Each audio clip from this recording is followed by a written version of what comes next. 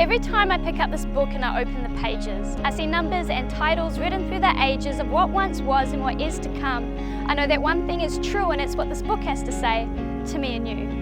Now, I could start from the beginning or move straight to the end, but what I'm about to tell you is because I think of you as my friend.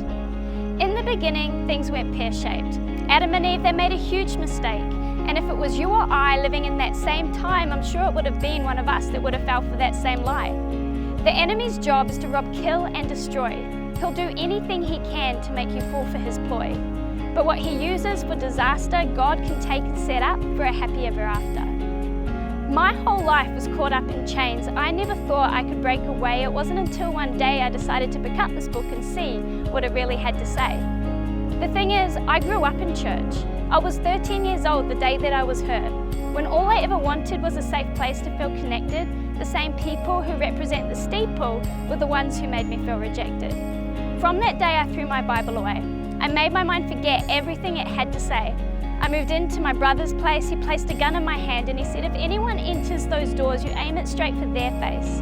I was now running a whole new race. Everything I'd ever known had now been erased. I was eternally separated from his grace. 10 years went by after choosing to live in this universal lie, where I'd listened to the voices of this world instead of trusting in the big guy. But then when I gave my life back to Jesus Christ, he removed the veil from my eyes and revealed to me the truth of his word and what the enemy disguised as lies. Let me tell you something. There are 66 books written by 40 authors, inspired by God for his sons and daughters. This book isn't about rules and regulations, it's about wisdom and guidance to set up the next generation. The one thing that I did wrong when I was 13 was I put my hope in man instead of putting my hope in the King. I was looking for something to fill that void because what I had at home had been lost and destroyed. Too often you see people these days listen to the media on how to behave, but the one place that the media will lead you is 6 feet deep with your name on a grave. People will say, well, I don't like organised religion, and the system have too much control in my decisions. Well, take a look at the pigeons. The way they fly in formation is organised in their natural system.